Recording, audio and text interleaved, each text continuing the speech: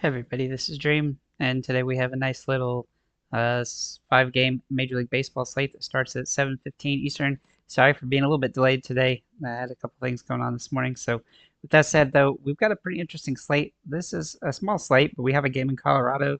It's definitely gonna have some potential there for high scoring game.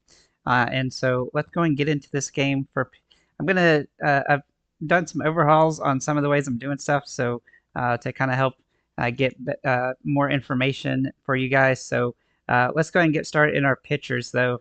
So Carlos Rodon is the top overall play on the slate for the Yankees. He's also $8,300. He's got a tougher matchup against Boston, but Boston's been inconsistent. And I do think that he's a very good option today. He's had 9 games, the last 10 over 19 fantasy points. He doesn't have a huge ceiling, but he's a relatively safe play on the slate as none of the top teams, none of the top pitchers really have a great particular matchup, but he's one of the better ones, and he's got the best K rate on the slate, and that gives him a lot of potential for a solid upside game here. And so I think he's a top overall play. He'll also be the highest owned. So, obviously, if you want to do GPPs, you're going to want to be contrarian away from him, but he's definitely a top tier option. Yamamoto is going to be a really good play today as well. He is also very close to being a core play. The only thing is he's facing Kansas City, which can have some good games. He's also been pretty solid lately, and he's got the second best K rate on the slate. He should be able to score over 20 fantasy points. The question is if he can get over 25 or so. So, with this price point being over 10,000, he will be a bit lower owned though, so that does give you some advantage with him, and so he's definitely a great play on the slate. Another guy to look at is George Kirby for the Mariners. Now, Kirby does feel like a really good GPP play. I think Texas will struggle here.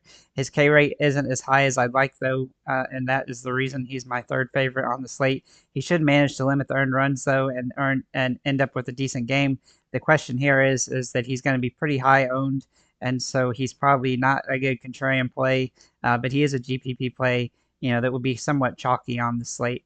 The next guy would be Evaldi. Now he would be the contrarian play off of Kirby, as he is got about the same kind of K rate, and he's had 4 of the last 5 games over 20 fantasy points. He's also got a decent matchup against Seattle. The K rate isn't as good as I'd like either, but he is a GPP play, and he's definitely a good contrarian option. The other guys are going to have good. One other guy that'll have good ownership is Jared Jones. Now I don't love him in this game because the game's in Colorado, so that definitely carries some risk. A couple other guys that you could consider would be Fetty for Chicago White Sox and also Henry for Arizona, though Henry is limited on potential innings there as he'll be the coming off after Magoo starts. So we'll have to see how that goes there. But let's look at our batters now.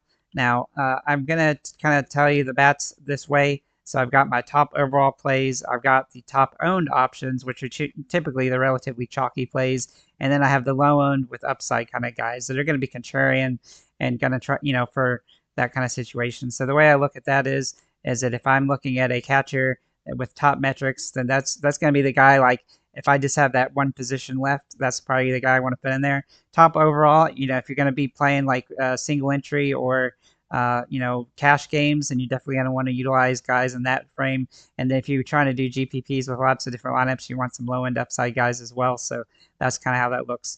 So looking at our catchers, our top overall plays are going to be whoever starts for Pittsburgh, whether it be, let me just pull that here like this, Grandal or Davis. Now, I don't know if Davis is ended up playing today because he's day to day, but if Grandal starts, he'll definitely be somebody I would consider on the slate. And so he's definitely a top tier option for me. Looking at the other plays, sorry about that, guys. Looking at the other plays here, I do like Austin Wells as he's going to be probably pretty well owned today, as he has a decent matchup here against Chris Well. Though he has been inconsistent this season, he's had some good games the last few games, so he's definitely worth a look here. Also, Yasmani Grandal also fits in here as a top overall play when it comes to being ownership.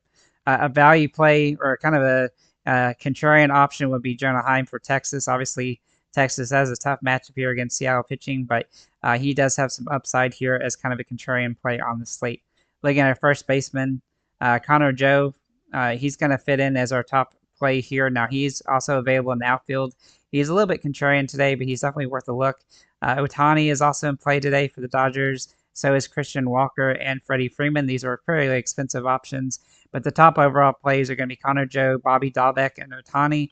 Now, Dahlbeck is an interesting spot here for Boston, as he's going to have a difficult matchup, and he's been inconsistent so far this season, but he does draw that dirt cheap price point, and he does have some decent ownership because of that price point. A couple low priced low owned options would be Ezekiel Duran, Gavin Sheets, Andrew Vaughn, and Nate Lowe. I do like the Chicago White Sox today quite decently today, so I think there's definitely a team that you could utilize some guys as one-offs or even as a small stack and some contrarian plays today. Looking at second base, the top overall guys are Nick Gonzalez being the top overall one. Now, he's a little bit overpriced, but he has been hitting the ball pretty well. He doesn't really get a lot of home runs, but he's definitely got some upside in this matchup here against Colorado. We also like Ketel Marte for Arizona, as he's got a good one-off opportunity here. He's just been absolutely phenomenal lately, and I do think he has some potential today. And then Jared Torrillo for Pittsburgh. If he draws a start today, he'll be somebody to consider in a positive matchup here against Colorado. The top ownership option is Nick Gonzalez and Gleyber Torres, and then the low owned upside guys are Jared Torrillo and Marcus Semien for Texas. So do keep those in mind. Looking at third base, Ke'Bryan Hayes jumps off the page as a top play today, though he's not a must play because there's several guys for Pittsburgh that look a little bit better. He's definitely one of my favorite plays at his position. Ryan McMahon is a good contrarian play here for Colorado, as he does have good metrics here at home, and he's definitely worth a look as he's the best player on Colorado right now. And then also Torrillo can play here at third base as well. Now the top overall owned plays are going to be Bobby Dahlbeck and Ke'Bryan Hayes, and then your low owned options are going to be Torrillo, who I just mentioned, Ezekiel Duran for Texas, Lynn Sosa for the Chicago White Sox, and Josh Smith for Texas. Obviously, the Texas plays are going to be high risk, high reward today. Looking at shortstop, Mookie Betts, Anthony Volpe, and Ezekiel Tovar, top of the line here. Gerardo Palmeiro also looks somewhat interesting for Arizona as kind of a dirt cheap option that can get a couple hits. And then for the top ownership option, that is Volpe today, as he's probably going to be highly owned because he's decently priced and he's been hitting the ball pretty well, and he's got nice upside today. And then Mookie Betts obviously going to be somewhat high owned, even though he's fairly expensive. With pitching being a little bit cheaper, you're going to be able to afford to put him in the lineup a little bit easier. But the low owned options today for the White Sox are going to be Paul DeJong. He's going to have some one-off upside here. I can't even find him. Where'd he go? Yeah, there you go, for $3,400. You could also look at Corey Seager at this position as a contrarian play, and Josh Smith. However, again, Texas is a high-risk, high-reward team. Maybe the outfielders. Man, we got a lot of Pittsburgh in this outfield today, as we have Connor Joe, Andrew McCutchen, Brian Reynolds, Edward Olivares. All these guys can play in the outfield here, and they all draw really good metrics for this game, so they're definitely going to be in top-tier options. But Ohtani is also available here. Some other guys that have top metrics today: Corbin Carroll, Juan Soto, Aaron Judge, Luis Robert, and then Michael Taylor, a cheap option, Jock Peterson, Tommy Pham, and Nolan Jones. The top overall owned players are going to be Connor Joe, Brian Reynolds, Edward Olivares, and Andrew McCutchen. I do think Reynolds and McCutchen are the top options in general, and they are core plays for me. A couple other guys are going to be top high owned. Aaron Judge, Juan Soto, Ohtani, and Michael Taylor for Pittsburgh as well. And then the low-owned contrarian plays today: Gavin Sheets, Luis Robert, and Leody Taveras, and then also Alex Verdugo and Giancarlo Stanton for the Yankees. So overall, I think it's a pretty solid slate from that perspective. Some sub $3,000 plays that you could look at: MJ Melendez for Kansas City, Henry Davis for Pittsburgh, Michael Taylor for Pittsburgh, of course Henry Davis if he plays, Bobby Dahlbeck for Boston, MJ Melendez for Kansas City, Danny Mendick for Chicago White Sox, Amador for Colorado, and Sosa for the Chicago White Sox. Let's look at our quick stacks here. And so let me pull this over here so you can see those. Let's check this out. So we have for Pittsburgh, McCutchen, Reynolds, and Gonzalez as the top stack, along with Oliviers, Joe, Hayes, Trujillo, Taylor, and whoever starts at catcher. There's just a lot of different ways you can do this Pittsburgh lineup. They all look absolutely fantastic today. But I do think McCutchen and Reynolds are the top options there. as a team. Hang on one second. I'll check your words here in the thing here. For the Yankees, Soto, Judge, Stanton, and Wells, and then Volpe is a good option as for a fifth player. I think both these top two stacks will score a lot of points today. Arizona, Dodgers, and Colorado. These are a little bit more contrarian today, but they're still good. For Arizona, Marte, Peterson, and Walker. Now, I will mention that Arizona is the pitcher going up against them today is Fede, and he's going to be somewhat decently owned. So this is a good way to really make a difference here. Is go with this Arizona stack of Marte, Peterson, Walker, and then you could add in McCarthy and Perdomo as decent contrarian plays as well. So I think that's a really solid stack today. Looking at the Dodgers, they got a favorable matchup here against Lugo and Otani, Betts, Freeman, Toscar, and then Smith or Pages. Really expensive, but definitely capable today with the cheaper options available across the board. For Colorado, McMahon, the top overall play, but Stallings and Toglia both have some upside. And then a couple of other guys you could add to the stack if you want to go 4 or 5 plays is Blackman, Doyle, and Tovar. For the White Sox, I actually like this stack decently today as they are facing kind of a tough situation with their bullpen game for Arizona. So I think they've got some opportunity. Robert, the top overall guy with home run potential. Pham and Vaughn are secondary options, and then DeJong, Sosa, and Jolks. Though I like Sosa better than Jolks today as an option there. Looking at Boston, this is definitely going to carry some risk as Rodon is my favorite pitcher, and he's definitely going to be one of the highest owned pitchers on the slate. O'Neill, Devers, Duran, and Ref Snyder, and then either Westbrook or Wong is the fifth guy. I think that you can do this as a contrarian play, but it's definitely high risk, high reward against Rodon, who can get strikeouts. Looking at the bottom 3 stacks, Seattle, Kansas City, and Texas. So Seattle does have some potential today against Evaldi, who hasn't been as he's been really good lately, but he definitely carries a little bit of risk because he doesn't get the most strikeouts. And it's a relatively cheap stack, but I've only got 4 players listed here because there's really only 4 guys that have any type of good metrics for the team today. For Kansas City, we do have a couple of guys that have really good metrics, but this definitely a tougher situation is Yamamoto, and he's definitely got strikeout potential today as well. But that's definitely a good contrarian stack, and so is Texas, as their matchup is actually decent, and Kirby's going to be high owned, even though he does not have the K rate, and so there's a couple of guys, at least Seager and Simeon, that look decent, but it's not a cheap stack by any stretch, so it's going to be hard to do that one on the slate. So with that said, guys, thank you for liking, commenting, and subscribing. Let me answer the questions here you guys have got in the comments here real quick. So let's see here. We've got, I got to scroll up a little. Hello, my guy. Hey, Don. How you doing? Hey, DA Prince. How you doing? They screwed up your FanDuel slate. That sucks. My one entry starts at 6:15 to 9:10. Yeah, well, so the time that I'm saying is Eastern time, so it might be an hour ahead or hour behind based on where you live. The thing I don't know how to do is pick bats. Pitching is pretty good, but if I have 2 high value plays at the same spot, how do you know when to spend up or spend down? It really depends on, I mean, the way I look at it is I just depend that on, you know, how it's going to affect the rest of my lineup.